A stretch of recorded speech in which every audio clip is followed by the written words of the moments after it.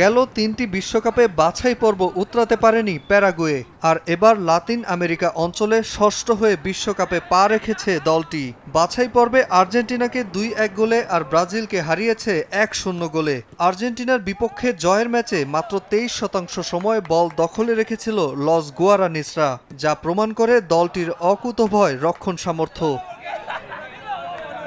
দক্ষিণ আমেরিকার দলটিতে চড়াই উতরাই নিয়মিত বিষয়। ধারাবাহিকতা ঠিক রেখে সফল হতে পেরেছে সেই ২০১০ বিশ্বকাপে। খেলেছিল কোয়ার্টার ফাইনাল, এরপর আর মেলে ধরতে পারেনি নিজেদের। পালমেইরাস অধিনায়ক গুস্তাভো গোমেজ ও সান্ডারল্যান্ডের ওমর আলদেরেতের সেন্টার ব্যাক জুটি দলটির বড় শক্তি।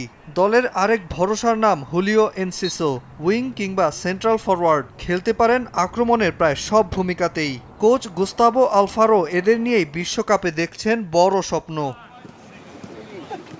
১৯৯৪ সালে যুক্তরাষ্ট্র প্রথমবার যখন বিশ্বকাপের আয়োজন করে, দেশটিতে কোনো পেশাদার লিগই ছিল না, অথচ বিশ্বকাপের প্রথম আসরেই তৃতীয় হয়েছিল ইয়াঙ্কাসরা।